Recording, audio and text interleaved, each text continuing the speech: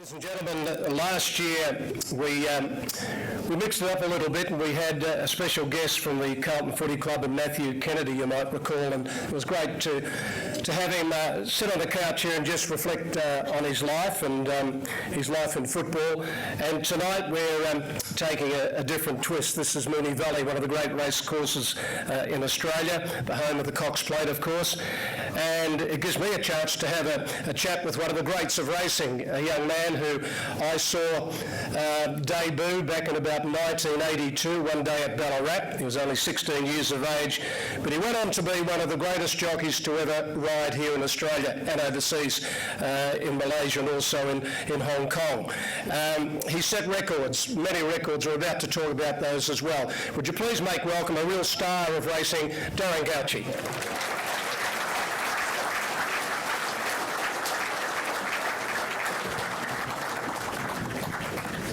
There you go, Darren. Grab that mic there and welcome. Thank you.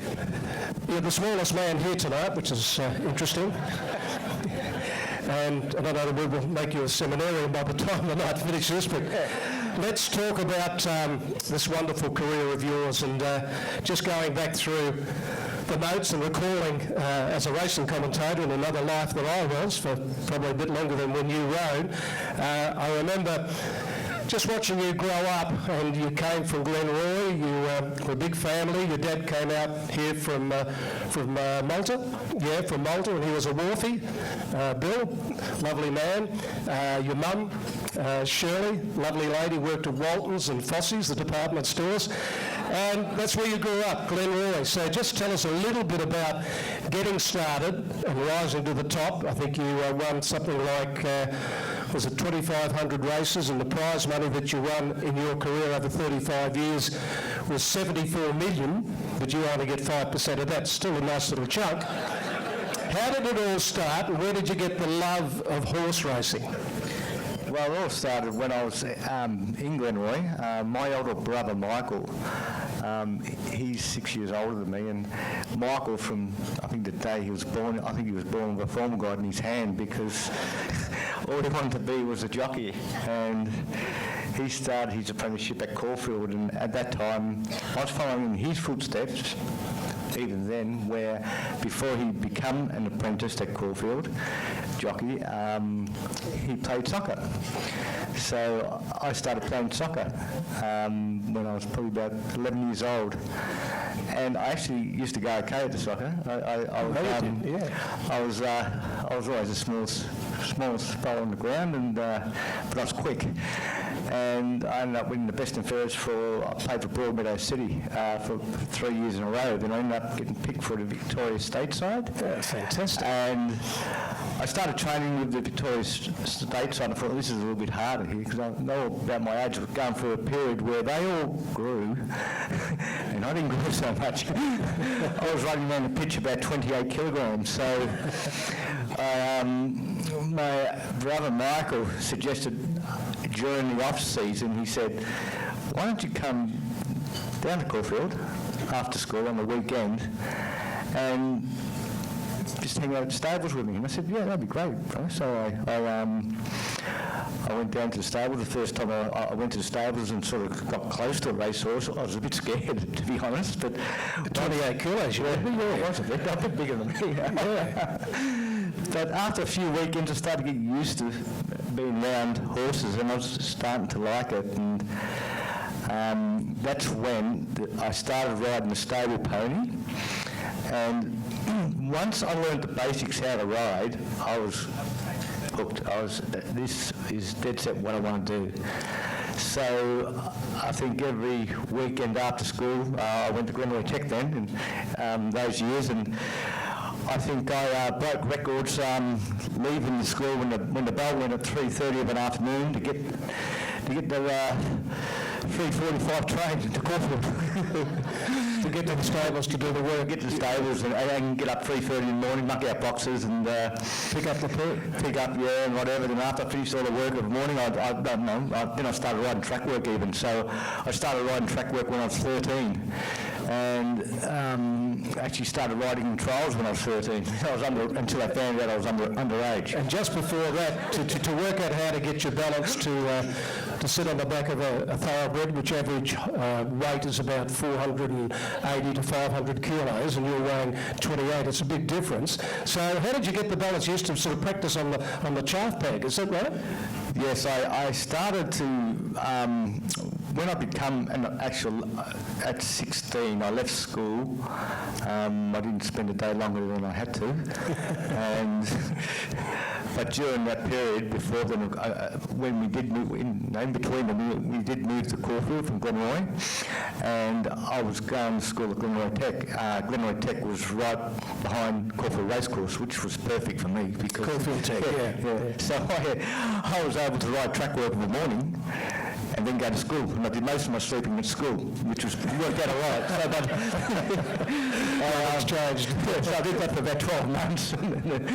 And then I was able to leave school. And then I was fortunate enough, when my brother was apprentice, the trainer actually gave up training, so I sort of had nowhere to go. And I ended up at the barn across from where we were in the Caulfield complex. Was a great man trainer called Frank King, who had a lot of good apprentices, such as names like Dale Short, Stan Aiken, and so forth. There was a spot for me to go in, so that's where I started my apprenticeship, and I was 16 then.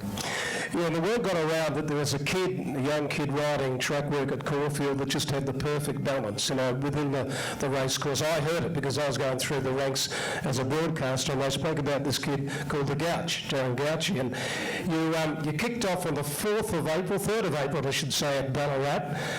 The first ride, I think you ran second last.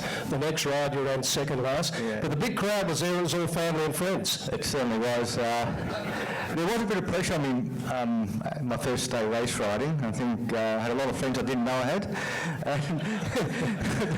We were half the crowd, I think, at Ballarat that day. And I actually went there with one ride, Bryan, and what happened was I ran second last. The first start, I knew it was pretty slow, but the boss said, doesn't matter, it's all experience. And I thought, well, I was just happy to have a ride. Were you nervous going out that first day? I was nervous pre-race. Once I got on the horse in the mountain rut, I was fine. Yeah. I was fine. And so I come in and I got showered. I was a little bit disappointed, I thought, I've let down. As I was about to walk out, a trainer come in, another trainer walked in and he said, son, would my apprentice is not able to turn up to ride this horse in this race. Would you like to ride? And I thought, yeah, fantastic, I will. I thought, now's a chance to maybe redeem myself. But fair enough, it went out and ran second last as well. So the phone went quiet. I wasn't able to get a ride for about 3 weeks, and I remember being in the stable, and I was actually in the sand roll with the horse finished having a roll, and I went to bring him out to sand roll, and my boss, Frank King, said to me, you've got a ride on Saturday. And I said, oh, great. He goes at Bairnsdale. I said, where's Bairnsdale? What? So this was Easter Saturday, wasn't it? Yeah. And I ended up, cut a long story short, I ended up having to lift up with another jockey. And kindly enough, they drove me up there. But I remember that morning of the race, I said to Mum and Dad, I reckon I'll run a place today. And I reckon I'm a real good chance of winning. You know when people sort of smile at you and you know that they don't believe you? That's the feeling I sort of got, Bryan. Yeah, you're a bit cocky, weren't you? Yeah, I was a bit cocky. Yeah. They thought I was a bit cocky. Honestly, they did. See, I went up to Bairnsdale. The horse did win. How many runners? I was always going to run a pace. There's only 3 runners, Bryan. And the horse was 10 to 1. And the horse was 10 to 1 on. 10 to 1 on. Wow. So you're up and running. Yeah, you got your first winner. I got my first winner. And funny enough, not a lot happened after that. And just going back to the apprenticeship, just for the people in the room that aren't aware of, how long does an apprenticeship go? Is it a 4 or 5 year term that you have to take? Back when I started, you're apprenticed until you're 21. Right. Now it's all changed, so your apprenticeship can go for a lot longer now these days, where you get back injury time as well. And from your first race ride, when your apprenticeship actually starts, it's 4 years.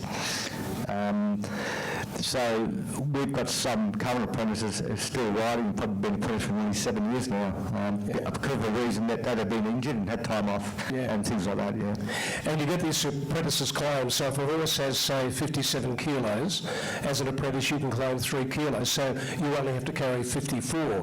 This is to try and balance it up riding against the senior riders that don't have that claim.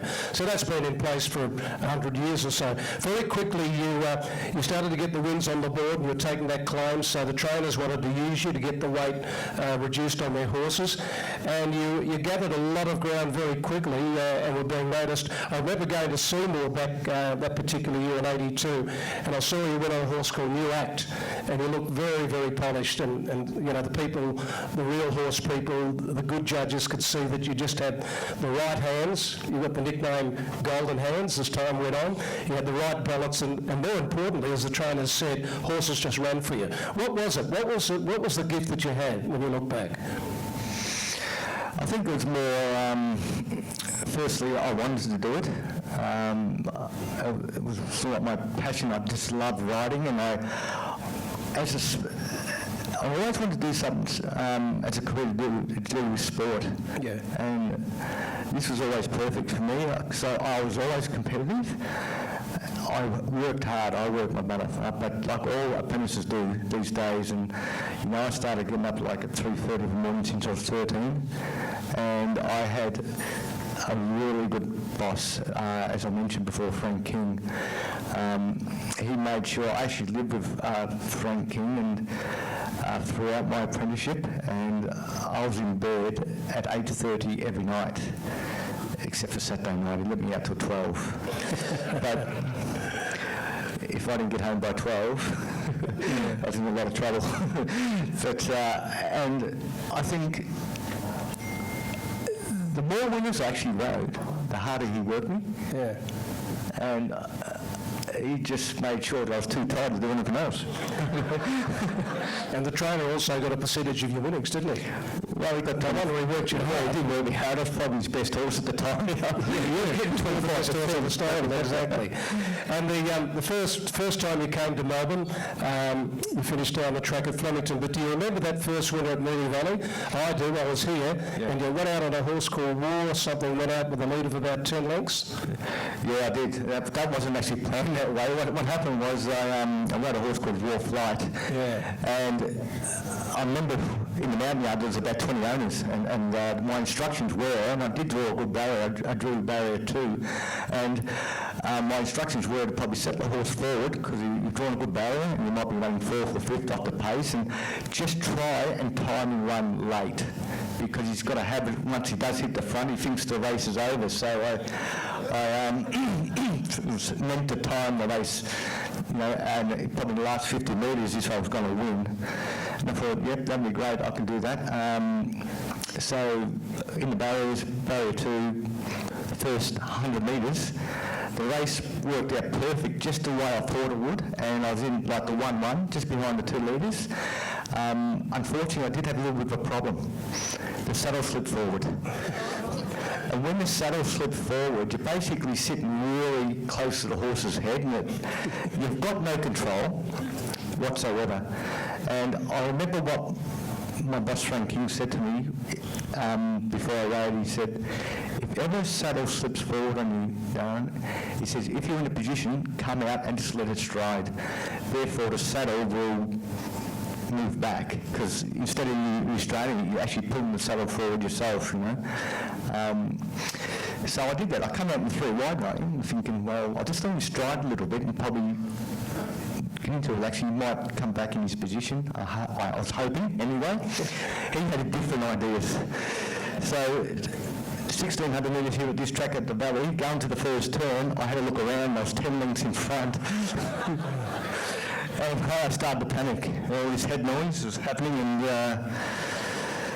I thought I'm in trouble here, and there was nothing I could do because the horse just was head full of steam, just wanted to keep running on me, and I basically had no control. And even when I got to the school here at about the 700 metre mark, I had another look around, I was still 10 minutes in front.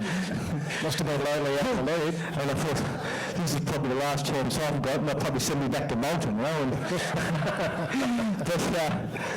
And I even coming to the home turn, I had this visualisation of all these horses coming past me at 100 mile an hour, and I'm stopping so quick, which would normally happen if you're led by that far and going the speed I did.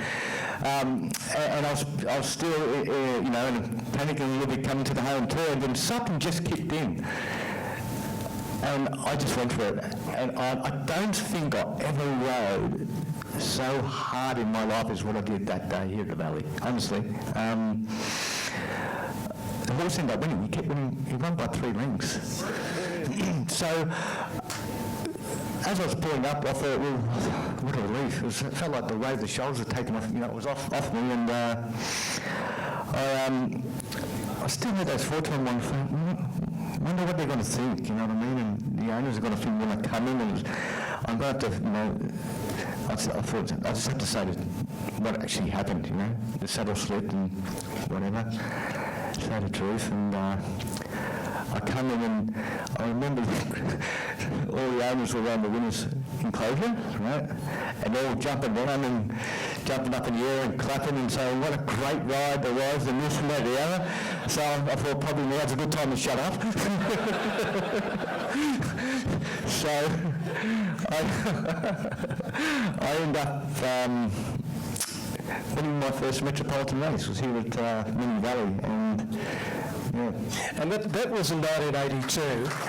Yeah, and by 1983, you rode on Derby Day, one of the biggest days of racing. You rode 3 winners that particular day. You'd only been running for 12 months. You rode 3 winners on Derby Day.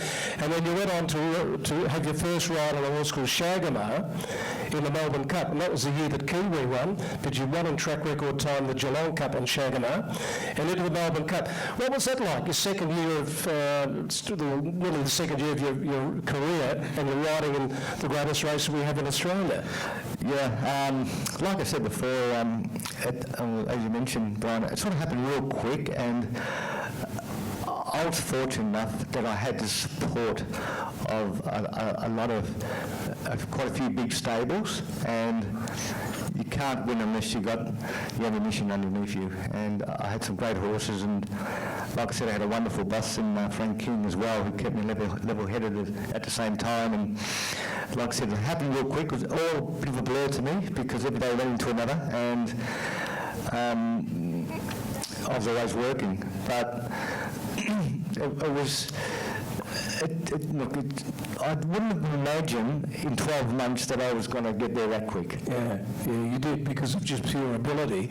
And these are the great trainers of the time in people like Bart Cummings, the great Bart Cummings, and Colin Hayes and Jeff Murphy at Caulfield, and the very best, Tommy Smith, the champion trainer out of Sydney. They were all putting this kid on, this young star. This is you. So after that Melbourne Cup on Oaks Day, Bart Cummings put you on one of the favourites in the Oaks, one of the great races called Taj Eclipse. And I think the owner actually questioned Bart about why you put this kid on, who's only 17 years of age, and you went out and did it well. Yeah, there was a bit of pressure. I wasn't sure if I was actually going to maintain the ride, because I was riding Taj Eclipse and I won a few nice races on Taj Eclipse leading up to the Oaks, and I remember the week before they were sort of questioning my ride in one of the lead-up races, and but stuck with me, and I was thankful for that. And I always had full confidence, a lot of confidence in that horse. It was Taj Eclipse was the best stayer I'd probably ever rode, and ran into at the time was Mapley Heights. Yeah. Was a very good horse as well, and I think Mapley Heights was favourite, ridden by Mick Dittman. And I was fortunate enough that things went right in the race for me too, and I was able to come out and just get onto the back of Mapley Heights, just on straight into Flemington, and I just knew from then on, I had so much confidence in the horse that it would win. And yes, I was nervous before the race, but that's where Bart Cummings was a great trainer. I think he trained me on the day as well, but because by the time I mounted Parge Eclipse in the mountain yard, I was so confident. All the nerves had gone after talking to Bart, and I knew I was going to win. And you know, when you look at the records, and the records show that as an apprentice you won the jockey's title here.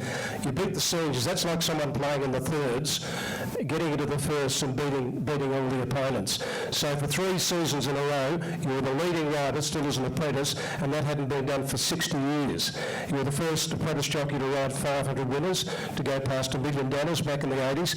So you continue to create these records, and even the greatest judges all declare that you were the finest rider that had come following World War II, and you're still rather young, and you rode for the best.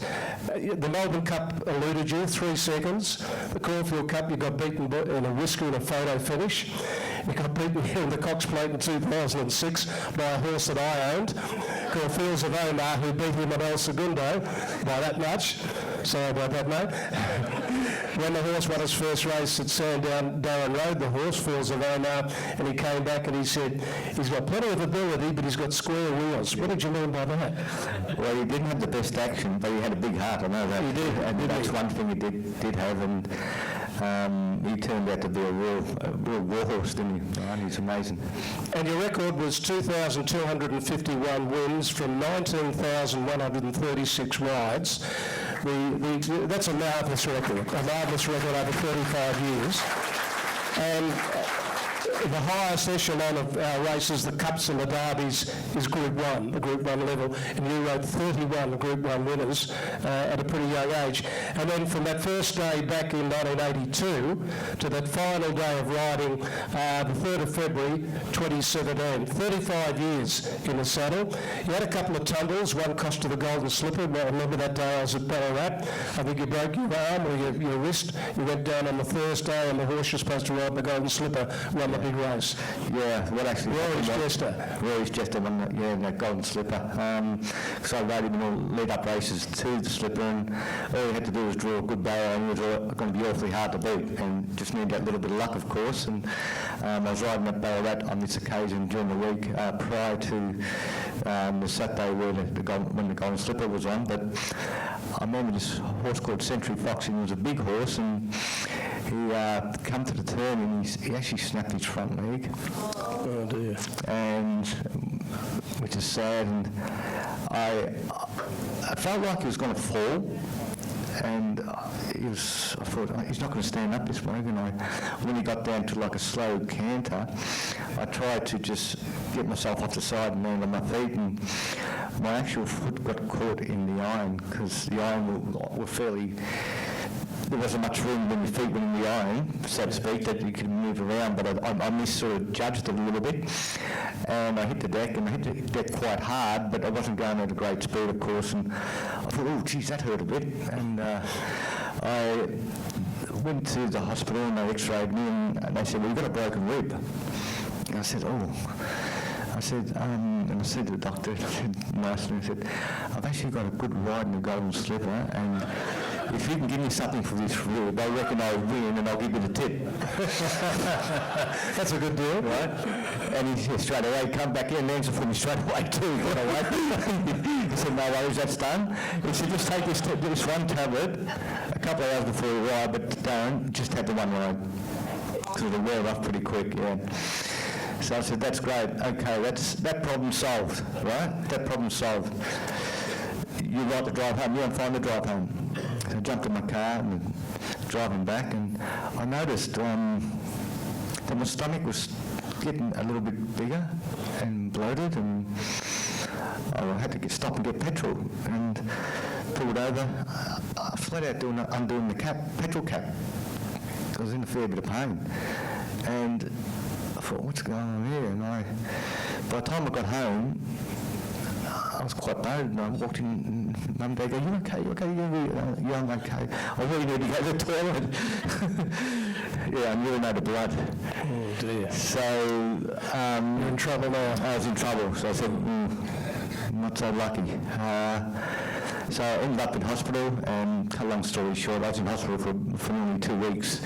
And what didn't help, I was sitting in hospital, and I remember winning that race, and I took my bloods. It was just a cold slip. A relapse, and I took my blood pressure, went through the roof. Look, that's racing. I've had, we all have falls, all jockeys have falls, and that's part and parcel of the game, and I've had a few nasty ones, but I was able to walk away and I'm okay, so I'm one of the lucky ones actually. Yeah, you were the glamour boy at the time through the 80s, and you started dating Karen Duckerton, who was from Young Talent Time, and you became an Adam, and went on to marry Karen with 4 children. We have got 4 children, 3 girls and 1 boy, and look, we're very fortunate. They're all healthy and they're great children. They're all grown up now, of course, and the oldest is 34 and my youngest is 24. So, and I've got 2 Are there any sort of racing presence amongst... Now, what about Sean, your son, and the UFC? Now, he's a very big talent in that area. Tell us about that. Yeah, well, Sean wanted to be a jockey when he was younger as well, and he could ride, and I think he was still going to school, and over the holidays I said, why don't you come and work in the stables for a little bit, Sean, and sort of get the feel of it. And I think the 4th morning I woke him up, he said, Dad, I'm not a morning person, so that was the end of that.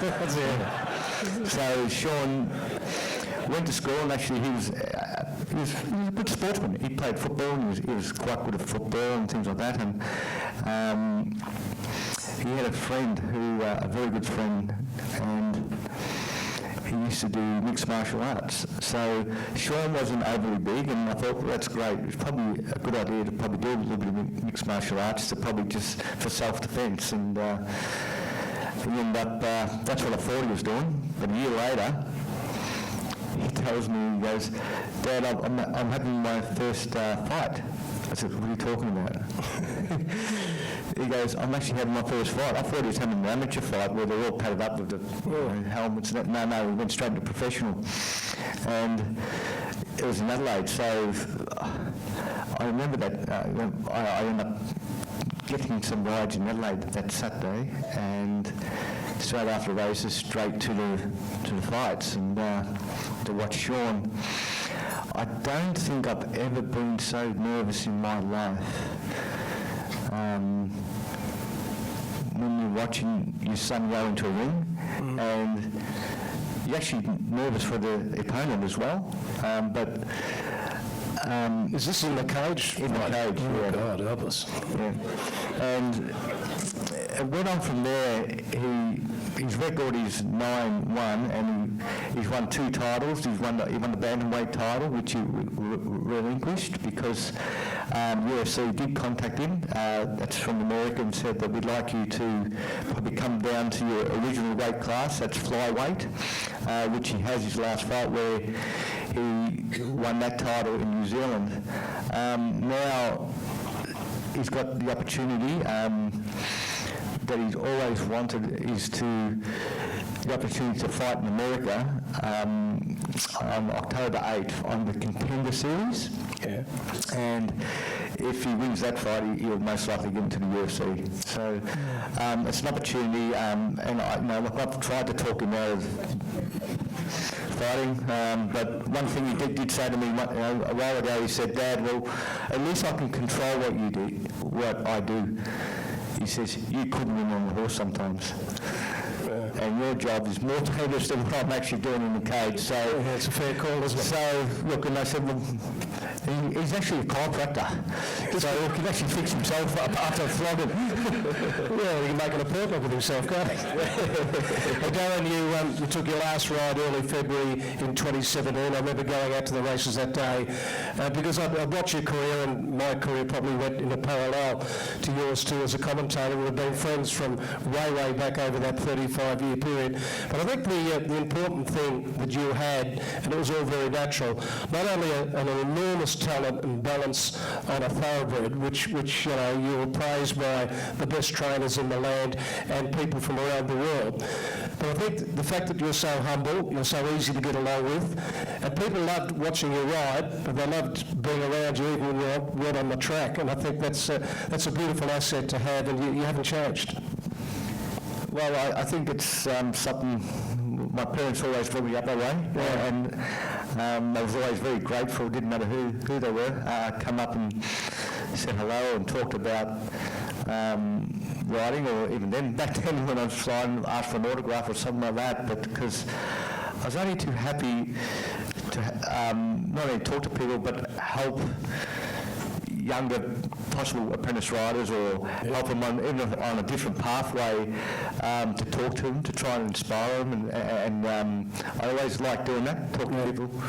And I've met a lot of great people throughout my career and through race riding, and I've been lucky enough to you took me in different places around the world as well. True champion in the saddle, you retired, and by 2018, Racing Victoria offered you a job to tutor the apprentices. You were the perfect fit for the job. How are you enjoying that? Well, I am enjoying it. I remember when I did take the job did come up where one of the coaches previous to me was a very good friend of mine, Matt Pumper. He said he quit the job, and he actually, I think Matt Hyland it was, he went to take on the VJA, Victorian Jockeys Association, instead. And Matt Pumper, who was the other coach who was just mentioned before, because there's two coaches, said to me, "Congratulations, mate," and he sort of run the job, through the job with me a little bit. He said, actually, coaching is probably about 40% of the job. A lot of the other part of it's admin and the things, and he said the job does come with a guarantee. And I said, "What's that? What is it, that, Matt?" And he goes, 6 months, guaranteed you'll be an alcoholic. So you're the coach, or the tutor for the apprentices. You might explain to, before we wrap up to our audience tonight, what's the ratio of young boys and young girls going in on a course to become an apprentice jockey? What's the breakdown? Well, it certainly has changed dramatically over the time I started. And I remember the first year I started, we took in 5 apprentices, new apprentices, and there were 4 boys and 1 female.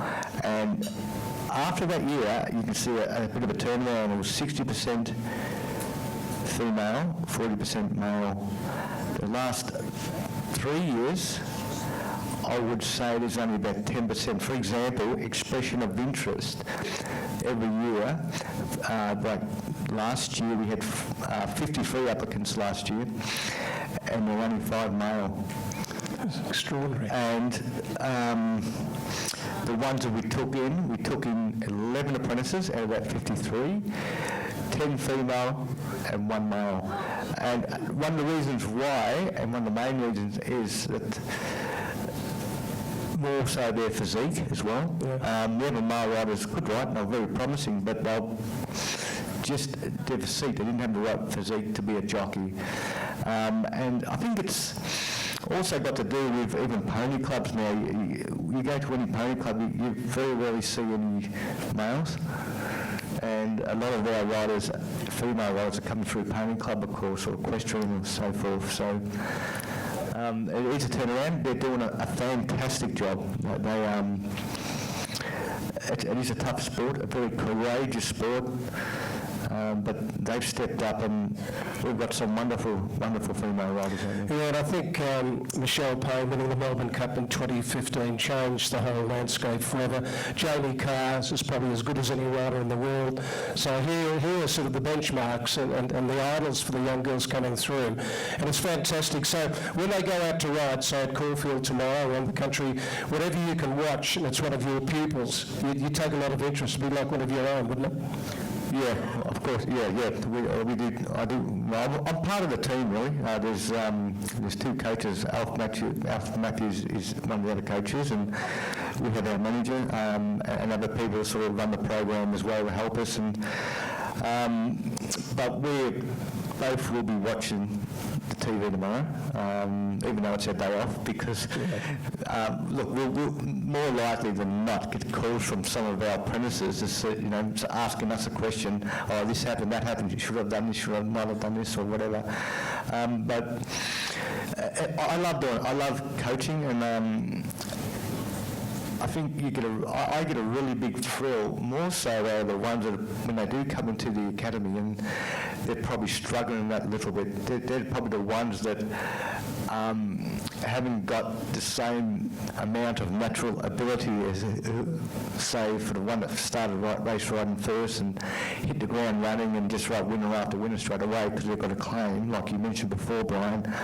I get more of a kick out of the ones that really bust their guts. They come in and they train really hard. I have some of them come down from, as I mentioned before,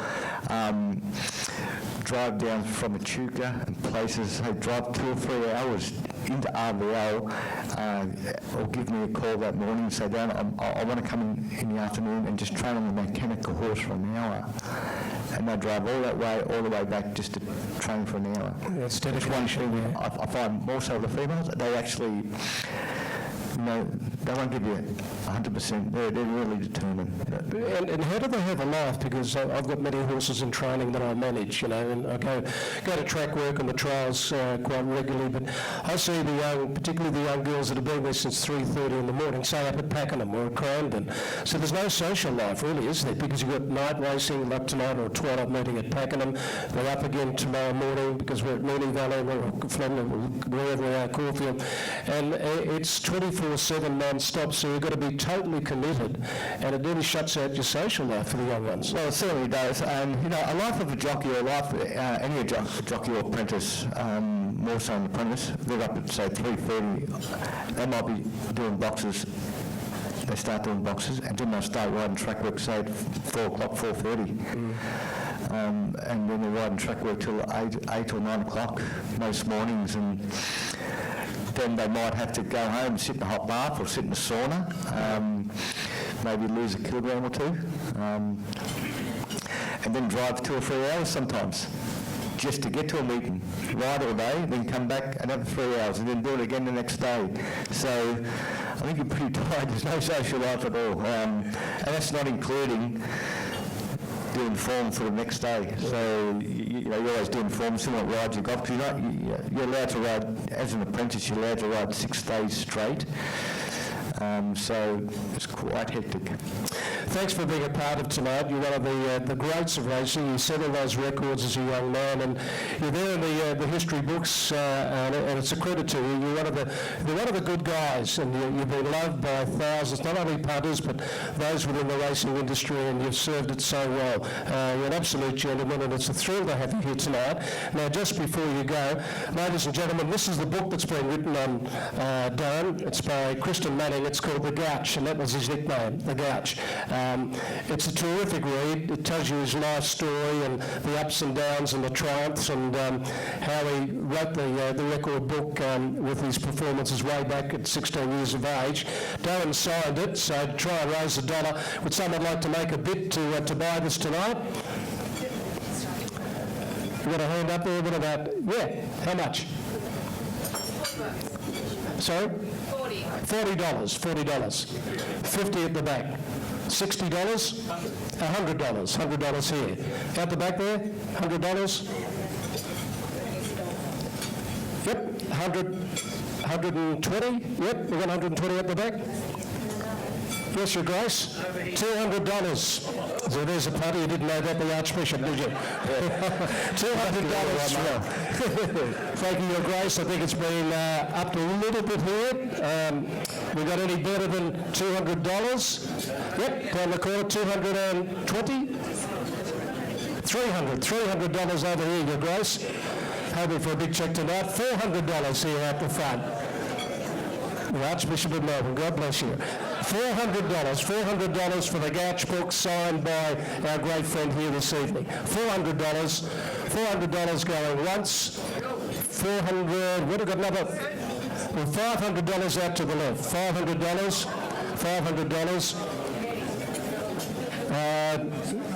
I think your Grace is slowing down a little. I've got $500 out to the left. It's going to go to a great cause. You finish up with it anyway, Your Grace. $500 out to the left. Can we top that? The autographed story of Darren Gauci at $500 once and $500 twice. $600 from the Archbishop. $600. You should have met him 40 years ago. Yes. $600. $600 we've got for the Gauci book signed, mint condition. It's a beauty. $600 going once. $600. Are you right? You right on the left? 600? 600? No, I think he's broke. $600 twice. $600 three times. Congratulations to the Archbishop. Thank you. Darren, you better go and have a photo with the Archbishop. He's just paid $600 for your book. If you don't get that, it's all going back to the fund. Bad luck, I'm still a writer. I would have gave him a tip as well.